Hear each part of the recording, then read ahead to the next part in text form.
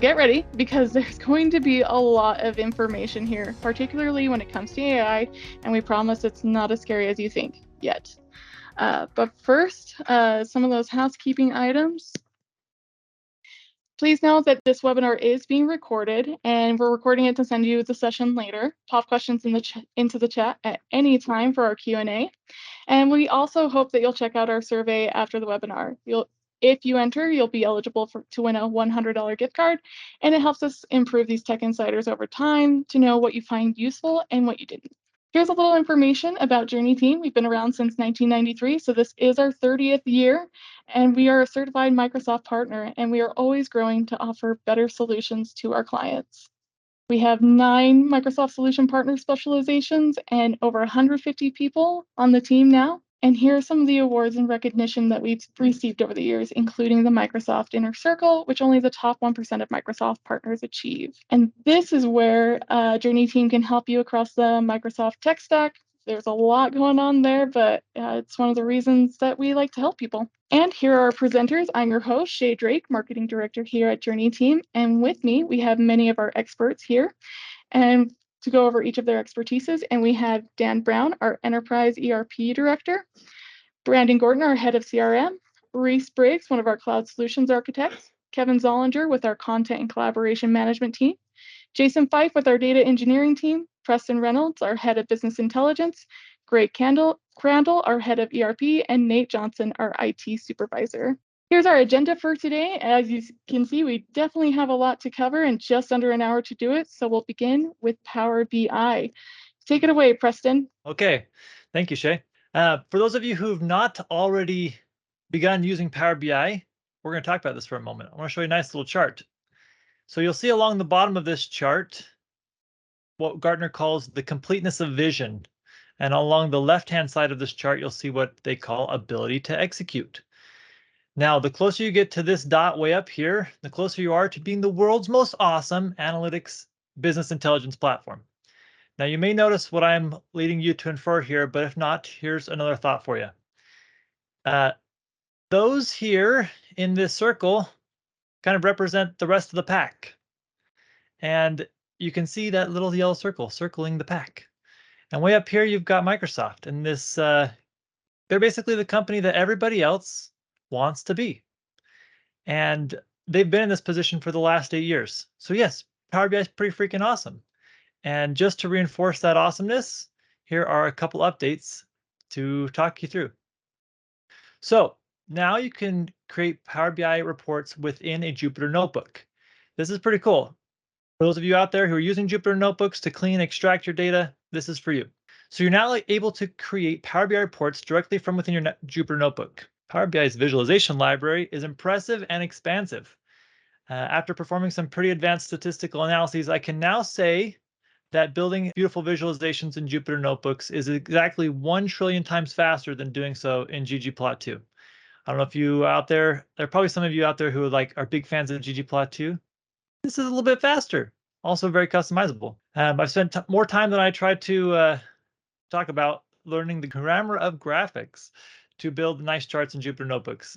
And now you can eat your cake and have it too when you build the Power BI reports right inside your Jupyter notebooks. So pretty cool things going on there. Next up, I want to talk to you about Apple. Okay, now there are some people on my team who might just die to know I put an Apple logo on the screen of a Microsoft presentation. However, here's why we're talking about Apple. From the beginning of time, Apple lovers have really been unable to use Power BI on their desktop computers. And that's largely because Power BI hasn't run on an Apple computer. And Microsoft has long promised the day will soon come when Mac users no longer have to live in constant sadness. And my friends, the day is here. And the reason that is because you can now, in preview mode, edit your data model in the service. This is a big deal. As we move closer toward everything running out of a web browser, Power BI is finally making the jump to the last big components of building a data model or building a Power BI report and having that happen all in the cloud. So Mac users and anyone else who wants to can now in preview build reports right in the browser without having to install Power BI Desktop. Pretty freaking cool. So go on to our next little topic here. Okay, we've just released some new courses on JourneyTEAM University, and for those of you who are watching today, you can get any or all of our super awesome Power BI training classes at the nice discount of 37% off. So this ends next Friday. So whether we're talking about sourcing your data or telling a compelling story through engaging visualizations, we've got you covered in these courses. Use this code as many times as you'd like and get them for a steal of a deal. So go to university.journeyteam.com and you'll be able to see all that we've got going on there. And last but not least, we've got an upcoming ChatGPT webinar. And what does the modern workplace look like in the land of AI? So we're going to be working on a pretty cool crash course of ChatGPT in the next coming weeks. So we'll be covering what it is, what it isn't, and what's coming down the pike for your business. Make sure you fill out the survey at the end of today's session so that you can get an invite to that. And we'll talk about all this new world-changing tech. AI is going to be is not going anywhere. It's going to be more and more prevalent in our lives, and I think for the better. But there are some things we need to talk about. So sign up for that webinar. We're excited to have you there. All right, I'm handing it off now to Mr. Kevin Zollinger, I believe. Okay, so we are going to talk today about AI. And as Shay said, AI is kind of the flavor of the week everywhere. And we're going to talk a little bit about what that means in the Microsoft world. And so there are three versions of AI that we want to talk about. The first is ChatGPT. Preston talked about their webinar, their use of ChatGPT. Microsoft has Copilot, and it has Bing Chat, and they're different things, and it's important that we understand that they're different things. Bing Chat is Microsoft's version of ChatGPT, and it lives in Edge at Bing, and it can talk about all sorts of public information, stuff that everybody has access to. The nice thing about Chat in Bing is that it has up-to-date information. So if you went and asked it who won the NBA game last night, it would come back and tell you who won the game and then give you some links out to additional information. It's updated every day. Copilot, on the other hand, lives inside your enterprise. It knows all there is to know about your organization. And when you think about how powerful that is, you might find yourself as amazed as I am. Copilot inside your tenant has information to documents, emails, chats, meetings, SharePoint, Power Apps, meaning the Dataverse, Graph, and a bunch more. So if you have content in your tenant that is important to your organization and you ask Copilot about it, Copilot can tell you what it all means. And we're going to have some really specific examples a little bit later. But that sometimes causes people to be a little concerned about. The truth of the matter is you don't have very much to be worried about because Copilot is security trimmed. And by security trimmed, I mean that when I, as a user, am using Copilot, I only have information to the information that I have access to. I'm not going to see information that Mr. Gorton over here has access to that's secret. It's just me. And so Copilot is security trimmed to you and will only show you things that you have access to. That's a very powerful and important distinction between what Copilot does and what ChatGPT does. You're not going to give up company secrets because Copilot knows about it. I see that there's already a question about that in the chat. I'll get to it just as soon as I'm done here. Okay, next slide. So here's Microsoft Viva. Viva is an important part of the Microsoft world, and we think that it is something that you need to be aware of. And so first of all, let's talk about what Viva is. When you look at Viva and all the marketing material, you may come to the conclusion that Viva is 5, 6, or 7, depending on how you count, modules that don't really talk to each other and aren't really related. When you step back and take a bigger look at what Viva is, it can become a cohesive way for you to launch a strategic initiative. It takes you from telling the story and winning hearts and minds to measuring how well we did. Viva is going to change your life if you'll lean into it. Okay, so details about Viva. First thing is Viva's been on sale. That sale ends July 1st. After July 1st, it goes up about 25%, depending on what you're doing with it. The second thing that happens July 1st is they're adding Glint as a first-party citizen to Viva.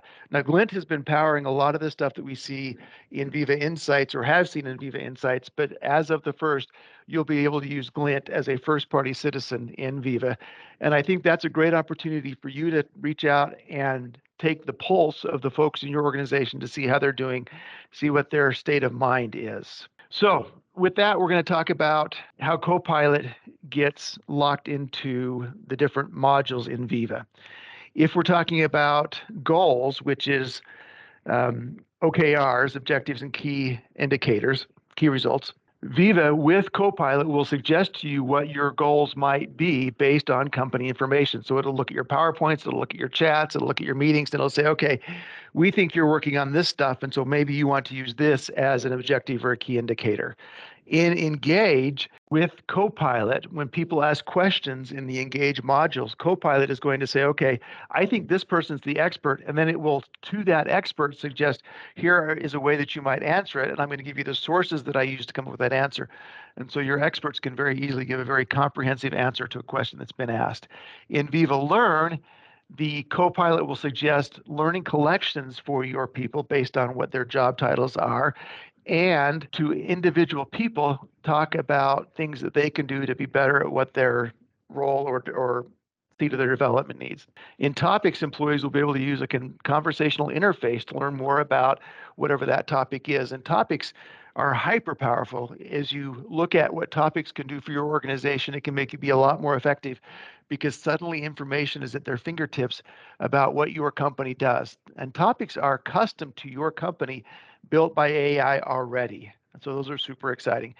The last thing that I want to talk about with this thing here is that Answers is rolling out in Viva right now. If you have the Viva Suite or Viva Topics, you'll have Answers, and Answers, to use Microsoft's words, is a rich AI to surface and match employee questions and answers to experts, bringing collective knowledge to work for everyone. So once again, it takes us from tribal knowledge to institutional knowledge in a way that's seamless and very intuitive. Okay, so that leads us to an announcement. We have a Viva Sherpa coming up in June sometime. We don't yet have the exact date. It will be 11 workshops, each workshop 90 minutes. Each workshop is followed by 11 two-hour office hours blocks. It will weave into Viva the JourneyTEAM adoption and change management framework. Between the two, between Viva to roll out your strategic initiative and the adoption and change management framework, you can be assured that whatever your initiative is will be successful and that you will get the result that you want. That link there will get you to a form where you can share your name and your email address with us. We will then send you more information about the Sherpa program as we finish up defining it. And most importantly, we have to define dates. We're working around the July 4th holiday, and so that becomes a bit of a complication. But we'll get that information to you. That form and your email addresses will be destroyed as soon as we send you that information. So you're not going to end up on a bunch of mailing lists because you put your name into that form. And the last thing about that form is there's no obligation. We just want to give you some information about it, gauge your interest in learning more about how you can use Viva to empower and engage your employees. So let's move on and talk about collaboration and content management and Copilot there. So we talked about the fact that Copilot has access to all of your corporate or organizational data, anything that's in your tenant. And when we start to surface Copilot in the Office 365 apps, suddenly you can do things like this. In Excel, you might say, analyze this quarter's results and identify 3 trends. That is something that would take me, knowing that I'm not an accountant, years. And Copilot's going to give you that answer back in just a few minutes. In PowerPoint, you might say, create a presentation to present the findings of last night's after action review. So maybe we had something happen. We had an after action meeting. There were some chats, there were some emails, there were some PowerPoints. You can then use Copilot and PowerPoint to create a deck that you can then share with the greater organization about what happened. Let's say that you took a vacation. You could come back and tell Outlook, summarize the emails I missed while I was out last week, flag any important items. That reminds me of a comic that I can't share because we don't have a license for it, where the one guy says, yeah, I can take this one bullet point and blow it up to a long paragraph. And somebody else is saying, look, I can take this long paragraph and sum it down to a bullet point. That's what it'll do for you in Outlook. In Teams, you might say, as you join a meeting late, summarize what I missed in this meeting, what points I've made so far, where do we disagree on this topic? So instead of saying, catch me up, you could have Copilot catch you up. So that's it for the apps and Copilot. Copilot will also power the new business chat application. You can find it right now at bing.com and Microsoft365.com, and it will be surfaced in Teams later. The idea here is that you can talk to Copilot in Teams, do all the same sorts of things that we just talked about in the apps, but in Teams, and get the answer back as text. I think that could be extremely life-changing for us. A new change has come to OneDrive for Business. You'll have a home page where all of your files are shared in one view. It'll show stuff that you've shared with other people and stuff that other people have shared with you. It'll show you information from your SharePoint teams. It'll show you all the information that you have access to in one place. And there's AI there. I was getting ready for a meeting just this week, and as I hit OneDrive, it popped up and said, hey, you've got a meeting in 10 minutes. This document might be helpful. And it turns out it was. So that's awesome. Microsoft Loop is a new piece of technology that was announced just this last quarter. If you visit JourneyTEAM.com, or find the JourneyTEAM channel on YouTube, you can find a quick 4 or 5 minute video on what Loop is and what it does for you. It's currently in Word, Teams, and Outlook, and it's going to be in more places soon. Microsoft has been working on Loop for a long time, and I think that work shows. I think it's a great tool that you can use to better collaborate with your teams. The next thing is Copilot will show up in SharePoint. This is coming out, they say, by the end of the year. And the idea is you will describe to Copilot what you want your SharePoint page to do, and it will create that page for you. Seems to me like that's going to be almost magic. I'm excited to see it. As always, the execution will be in the details, or the details will be in the execution. But this should remove a lot of the drudgery from sharing content with your communities. The last SharePoint news is there's a new start page coming. This will be customized to you. It will be information that you have used, that you have published, or that Copilot thinks is important to you. It will be a great way for you to have a place to start your day surrounded by the content that matters. Okay, so let's talk teams and let's talk avatars. The new Teams preview has been out now for about a month. Everybody has access to it. I'm interested. Are you using the new Teams preview, and what do you think of it? I love its super fast speed. I love how quickly you can join a meeting. What do you think about it? If you love it, give me a thumbs up in the chat. If you don't love it, give me a thumbs down. I don't know if that even exists. If you don't love it, I'm sorry. Also coming soon is avatars. And if I were really brave, I would change to my avatar while I talk. I don't think I can do that much all at once, and so I'm not going to do it.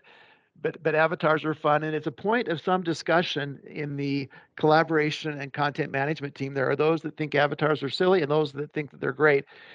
Drop a note in the chat if you're excited about using avatars. And then coming in June, search improvements. Those are going to be great because it'll help you find the information that you need. I will tell you that that avatar that you're looking at is skinnier than me. It's better looking than me. And I did that only because I'm sitting next to Brandon and I wanted to kind of keep up with him. And I will turn the microphone over to the awesome Brandon Gordon. All right. So keeping up with the Copilot and AI kind of conversations, I'm going to be talking a little bit more about Viva Sales as well as some of the Copilot features and capabilities inside the Dynamics Marketing module. So first of all, talking a little bit about Viva Sales. So how does it work? So Viva Sales is powered by Copilot. So for those that have Viva Sales installed and they're using it within their specific environments, you'll notice that when you go and use the Viva Sales module, it'll say, hey, do you want to generate, do you want to preview these Copilot features, so on and so forth. So it's getting a little confusing as far as how Microsoft is branding it, but Viva Sales is powered by Copilot, and Copilot is powered by the AI and the generative assistant, ChatGPT, and so on and so forth.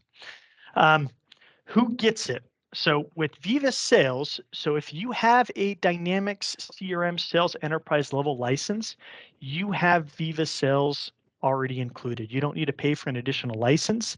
It's just a matter of applying it in your team's environment, and you're off to the races. So if for your users that have the Sales Enterprise level license, they can also just download Viva Sales directly. It doesn't need to be pushed from the environment. So those are a couple things that are available with Viva Sales and with Dynamics CRM and the Sales Enterprise level license. So the next thing is that Viva Sales works not only with Dynamics CRM, but it also works with Salesforce. So, and you can purchase a license for Viva Sales specifically at $40 a user for that specific license. So they're trying to make Viva Sales work kind of a little bit agnostic as far as what CRM platform you're using. And obviously there's a little bit more capability on the Dynamics CRM side. So what it looks like, so with Viva Sales, so as you can see, I am showing the Outlook web client. Viva Sales also works with the desktop client as well. And you can see here, my first email that I sent into my demo users that I did a request for 100 Nike Air Jordans and 50 units of Adidas Superstars. So just to kind of play around with as far as what Viva Sales can do for me. So this can be pretty powerful. So on the right, I'm already showing kind of, I've skipped a step, but you'll initially be presented with a handful of options as far as how you want Viva Sales to interact with this data. So first of all, I can have it as far as options, right? I could describe the email that I would like, and that way it's just going to take an input, and then the AI is going to take that input and generate an email response. There's also pre-canned responses like reply to an inquiry, offer a discount, make a proposal, and address a concern. So I have selected, in my example that you're seeing on the screen on the right, is I have selected make a proposal.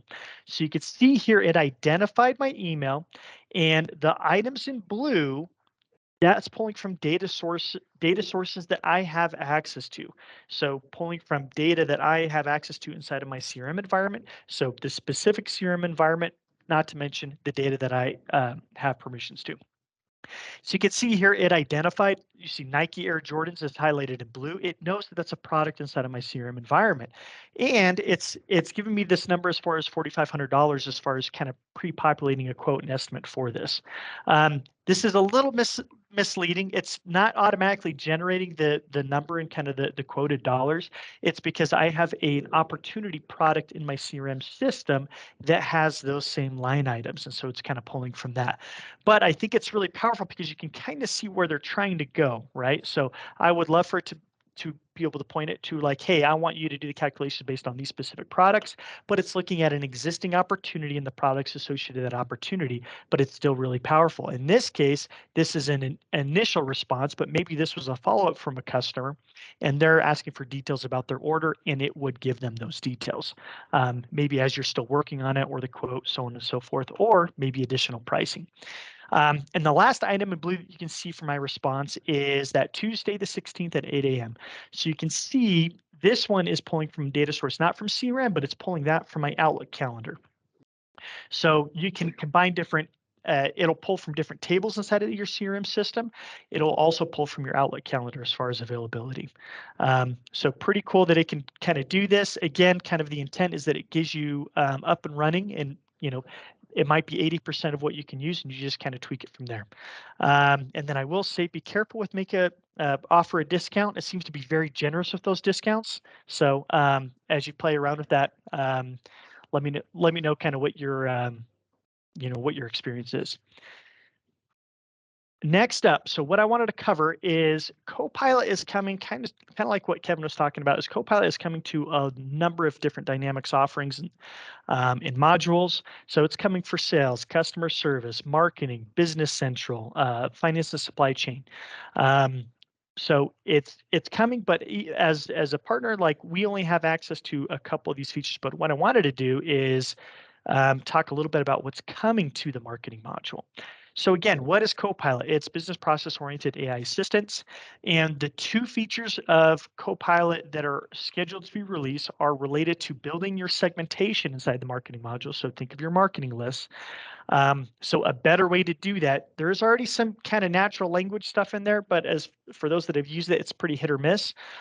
So with AI, we'll get an improved natural language selector as far as building those segmentations, as well as generating email content. So I can't show the segmentation builder, but I can show the email content one.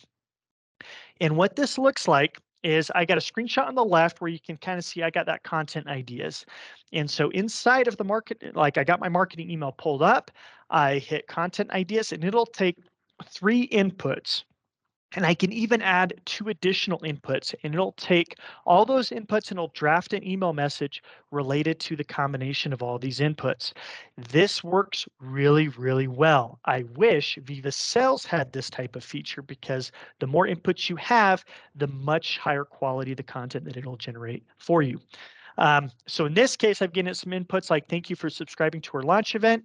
Our new camel colorway for our sneakers, for our best-selling sneakers is coming out, and take advantage of the limited edition sneaker. And you can see here, it's a little tiny, but as you get a copy of the slide deck, you can kind of see is that it will generate some pretty cool content, and it'll give you 5 different options of this content.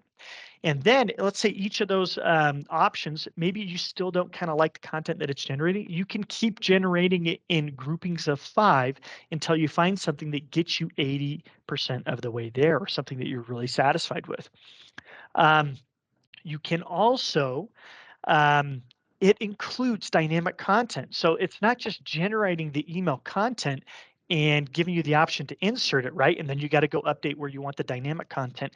As you can see, it's tiny, but you can see where it will automatically ingest with the appropriate parameters dynamic content that it wants to use based off of your data in the marketing environment. Data associated to your contact first name, maybe associated to their account, company name, so on and so forth. So really cool that it can do this, and you can just drag this over into your email wherever you would like. So this is available now. For those that have the Dynamics marketing module, play around with it. It's on the marketing email record. And next up, so what we're trying to have a webinar. It's going to be covering additional features related to Viva Sales and Copilot, and that's going to be in July. And so we're going to be kind of diving a little bit more into as far as what's available from a marketing perspective. And Microsoft should have more Copilot features in preview at that time, or even general release. And so we want to do a showcase as far as everything that's available at that time that you can get access to, and kind of what the capabilities are and how it can save you time and give value back to your end users. And with that, I will hand over the remote to Reese. All right. I've got 2 quick general updates, then we'll dive into Zero Trust and 3 related updates to Microsoft Azure AD. All right. So object attributes continue to be important to Microsoft, and as the cloud team, we still love and support on-prem as we all migrate to the cloud. There are new options around on-premise extension attributes. This can help you target specific users with configurations across Azure AD and enterprise apps. We then have a My Groups update. Get your users to help themselves using cloud groups and the new My Groups portal. Microsoft is giving a facelift to the user tools for viewing the groups they own, groups they are in, and managing requests for joining groups. Go to mygroups.microsoft.com and hit the try the preview button. Big thing today is Zero Trust. What is Zero Trust? Why it matters to you? You're going to want to focus in on 3 key ideas of Zero Trust. Verify that people are who they say they are. Restrict access to the content required. Assume breach and minimize access for an attacker. Microsoft has defined pillars for planning your Zero Trust implementation. You can see those on the screen. They cover big areas: identity, endpoint, applications, data, and network. Today's world of work means a huge amount of data, and hybrid work, protecting access from the office, homes, and coffee shops. And most importantly, Microsoft and JourneyTEAM have detected attackers trying new things in all of these areas. JourneyTEAM is committed to helping your organization make the most out of your investment in Microsoft 365. As such, our cloud team is looking to help your organization adopt Zero Trust guiding principles focused around Microsoft technologies. In a presentation to Microsoft partners, Microsoft referenced 2 impactful ways to protect your organization from possible attacks: risk-based conditional access policies.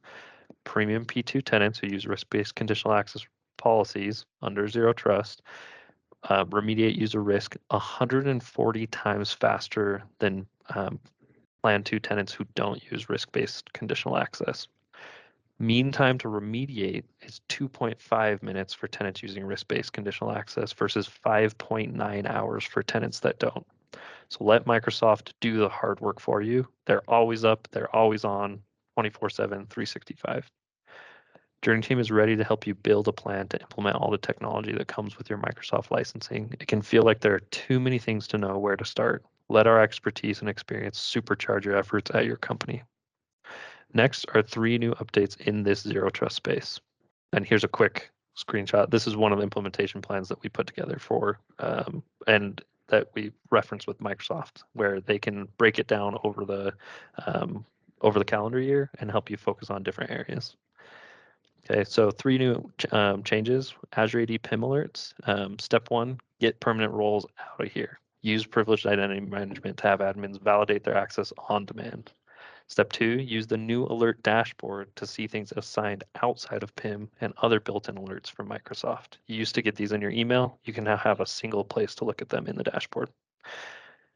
Protected actions are for areas of Azure AD that are being targeted by specific role items like updating conditional access policies. That extra layer can be configured to meet your CA policy requirements, requiring that admins validate their identity before they make changes here, stopping an attacker from making sweeping changes to the login for your systems. And then next is token protection. All right, so bad actors are trying new things like stealing an already signed in section. Oop, there it went, and it's back. Protect those tokens with this new conditional access configuration to tie the session to the device.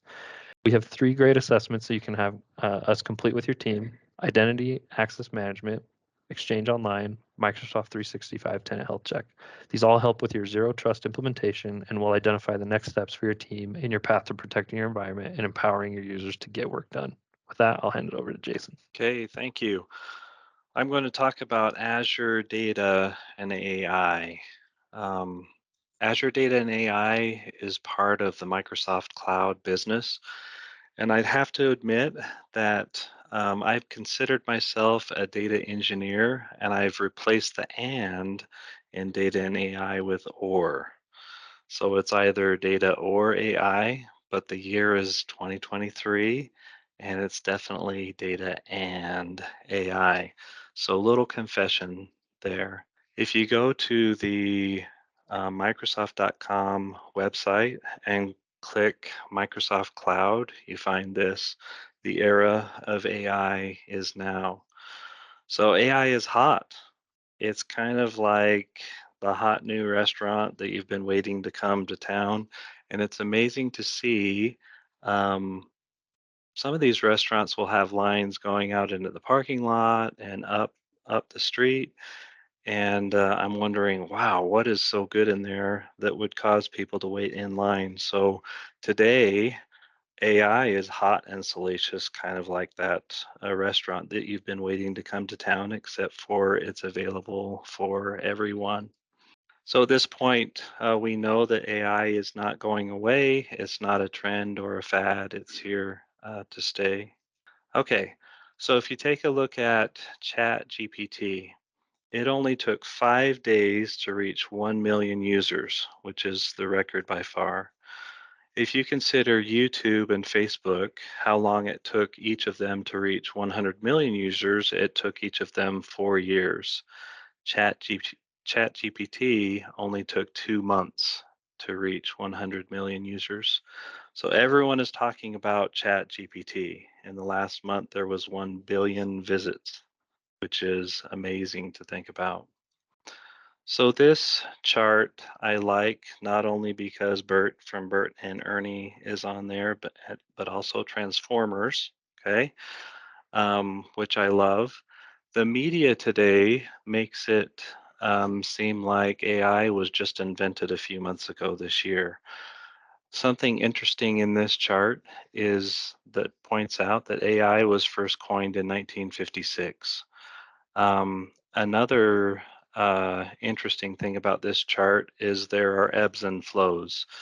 There are some periods called AI winters, such as in the 1970s, where progression and funding dropped and there wasn't much going on, as well as just before 1990.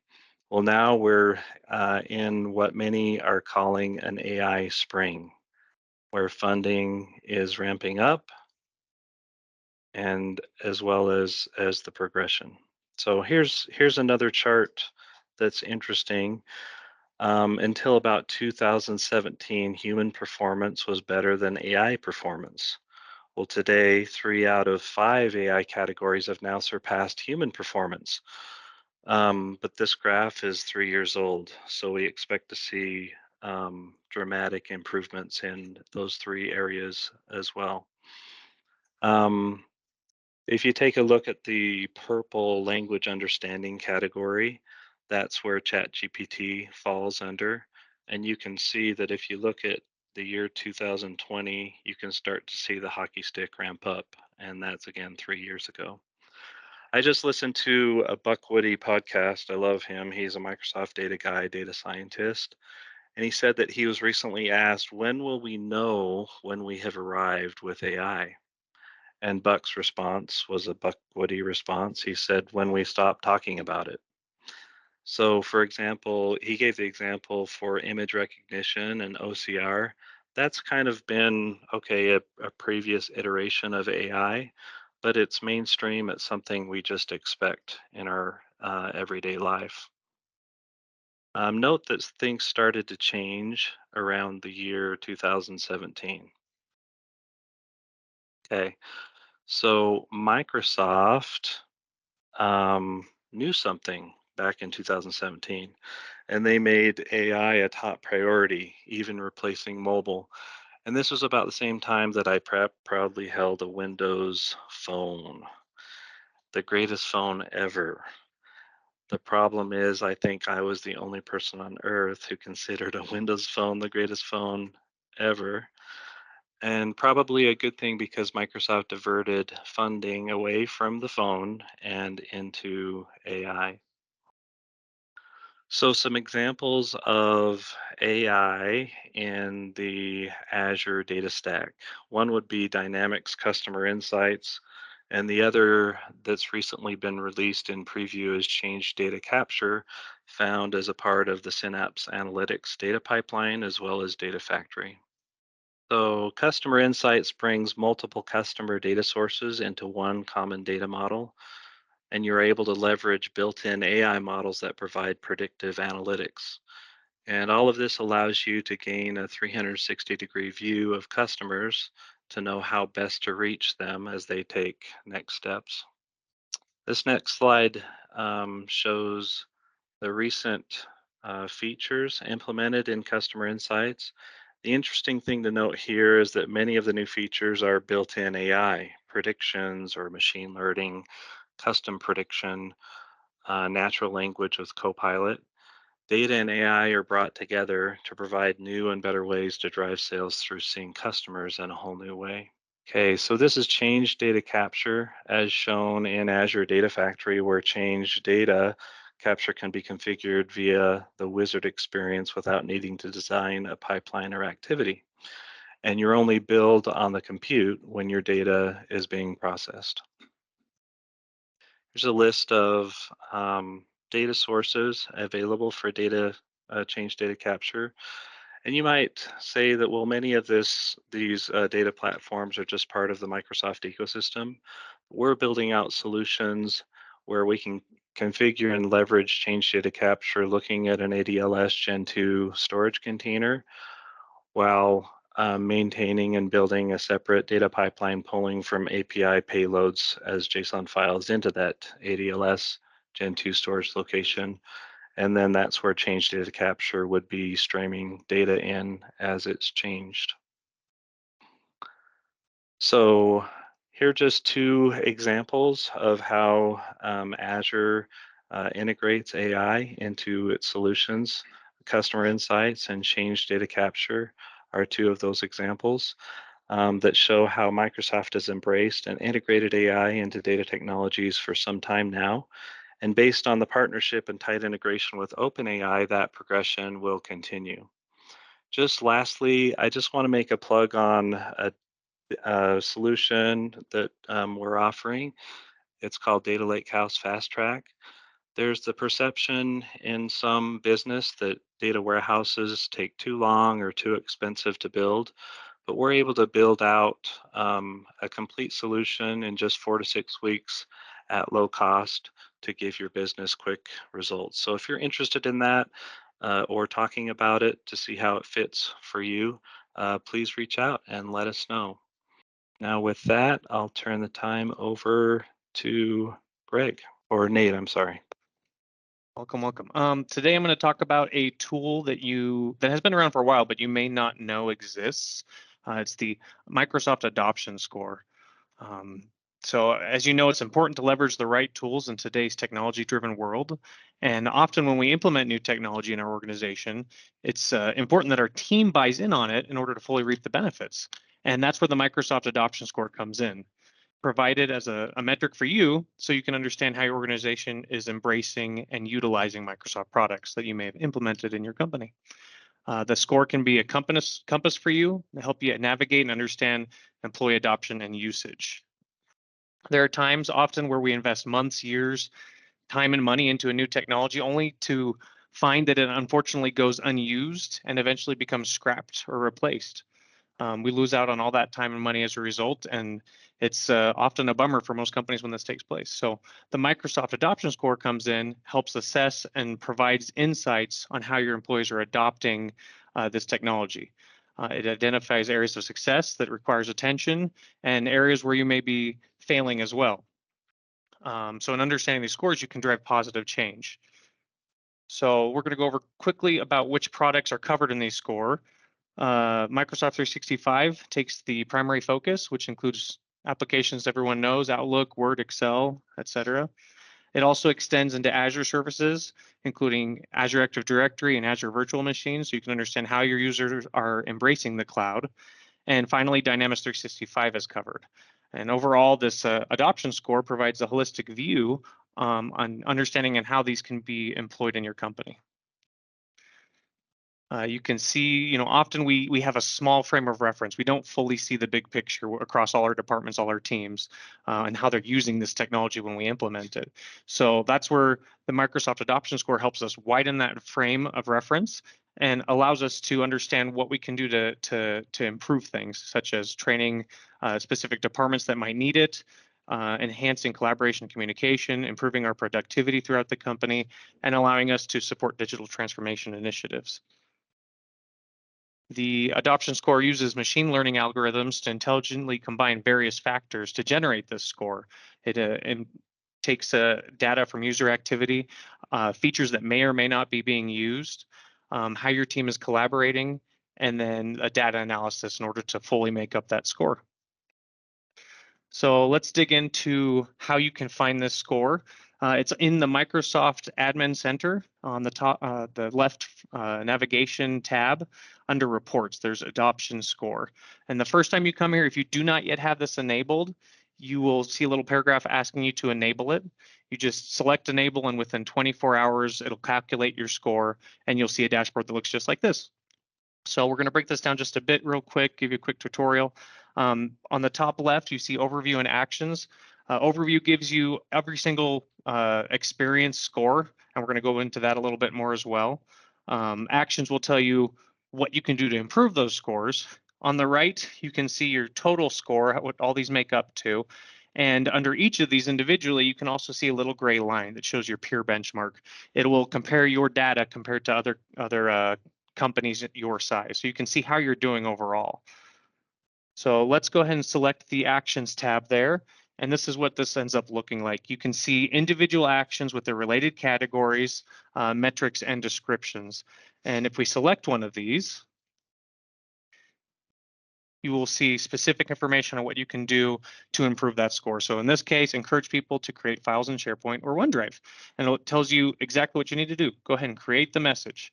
And you can also see at the bottom the related insight related to that and to why you may have that. So let's go back to our main dashboard here. Okay. So you can see here that these individual scores are broken up into experiences. On the right, you see people experiences and technology experiences. People experiences include communication, meetings, content collaboration, teamwork, and mobility. And this is what your users are experiencing. And if we scroll down, we can see the technology experiences as well in purple. See endpoint analytics, network productivity, Microsoft 365 app health. So let's go ahead and select one of these. Let's go ahead and scroll back up, and we're going to select our lowest score, meetings, 31 out of 100 points. So if we click on that, it shows us what is causing this score to take place, what makes up our score. You can see the setup, meetup, follow-up, specific information as to why you may have a low score and what you can do to improve that. So if we scroll down on this page, you have a lot more graphs and charts that tells you what you need to do in order to improve.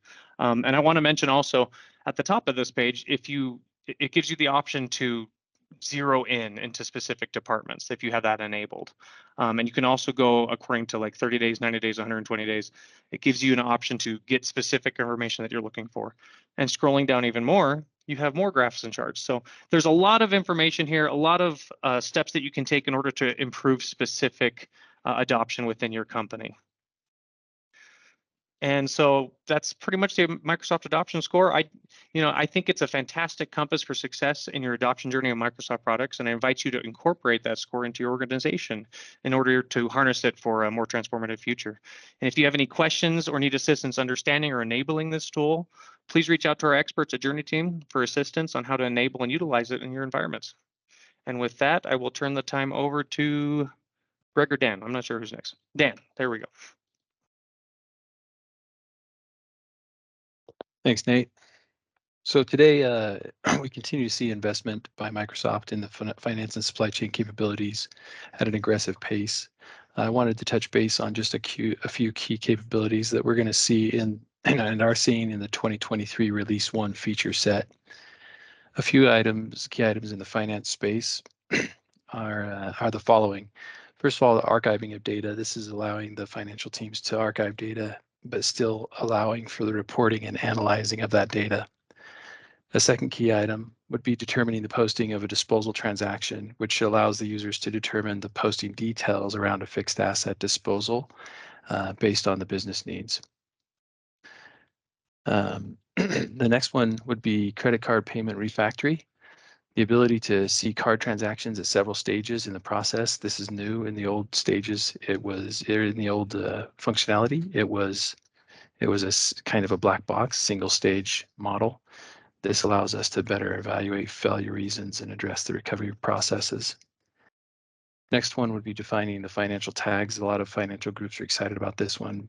It's a great way to track user-defined fields on accounting entries posted to the general ledger, and tags can be used as an alternative to financial dimensions. Lastly, in the finance space would be support financial tags in the ledger settlement, both automated and manual. This is a powerful one as well when we get into the matching, and it's reducing the number of transactions that are having to be manually matched. The next item we have in the D365 finance supply chain space is the supply chain releases. A couple of planning ones, which are great. The new exception process for migrating to planning optimization, and this is allowing for the migration to planning optimization and replacement of the master planning capabilities. It really streamlines the process, and of course, the planning optimization is a huge win. We're seeing run times on master planning drop from hours to minutes in some cases. It's also another piece around this one is also capable of planning optimization one company at a time, so we can continue to use they can continue to use the deprecated master planning for a period of time for some companies while they migrate over to the planning optimization. Procurement has a new capability around improved security on the vendor bank account information updates, which ensures that the bank data that the suppliers submit is secure, financially compliant, and protected against fraud. This is starting to leading into some future release capabilities we're looking at in the future around GCC High and other things that are coming this summer.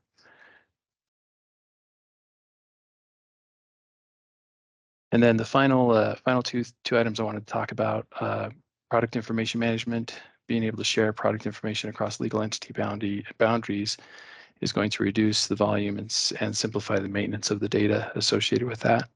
And then another one that people are quite excited about is the warehouse license plate layouts. Being able to control license plate layouts is a big win. There's a few other ones on the list here around warehouse management. Probably the one I'll point out right here for the call would be around the warehouse groups, allowing to set up warehouse features across single group or groups or all warehouses at once. That's a huge one. And then the warehouse specific inventory transactions versus just inventory transactions. We are simplifying the data records around that with the inventory transactions being replaced by warehouse transactions. With that, I think we're going to turn it over to Greg. Welcome. glad to be able to share some information about Business Central with you. Business Central is going through a Wave 1 release this spring. We're right in the middle of it from the April and May timeframe. I informally asked my team what features that they wanted to present. They had a ton, but we limited it to 3. So I'm going to show you the top 3 features from my team. You know, Business Central is a gap compliant system. We get a lot of clients coming to us from QuickBooks. QuickBooks is great for startups, but as companies mature and grow, auditors, banks, venture capitalists, equity stakeholders care and want to be on a gap compliant system. So gap compliant systems require a higher level of control when you're posting financial records. As an example, if you do a posted sales invoice and it now becomes part of the record, you can't just delete it as some systems would allow. It requires a change. Microsoft allows you to make that change through change records. You can delete an ad or you can actually change it, but behind the scenes, it is keeping a record of every change made to that posted financial record.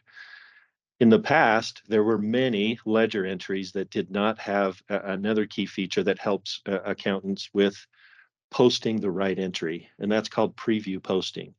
And so the ability to has been added to all of the bullets, and I'm not going to read them all, but the warehouse shipment and receipt, a couple of key ones there, the job journal, inventory shipments and inventory receipts.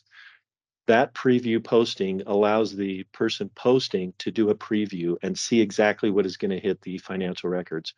That saves a lot of time and reduces a lot of change orders that happen. In the past, that preview posting has not been available. So it's one of the key features. It's available almost on every single, I think it is, every single ledger entry that's in Business Central and allows for a much cleaner, easier way to do posting by doing the preview posting. Second feature that I wanted to highlight is adding statistical accounts. We've been asking for this for a long time. A lot of people would like to keep track of non-financial GL entries, just statistical ledger entries, basically. Whether you can come up with anything you want to measure.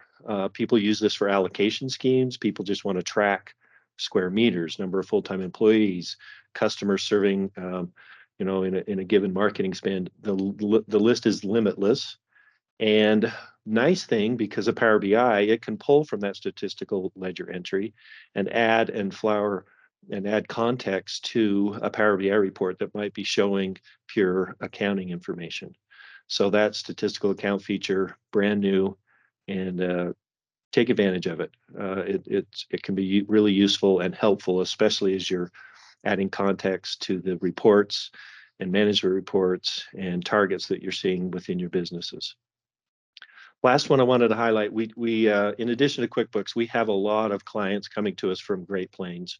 We have a significant number of Great Plains users still out there, and Microsoft continues to improve their capability to migrate GP over to BC.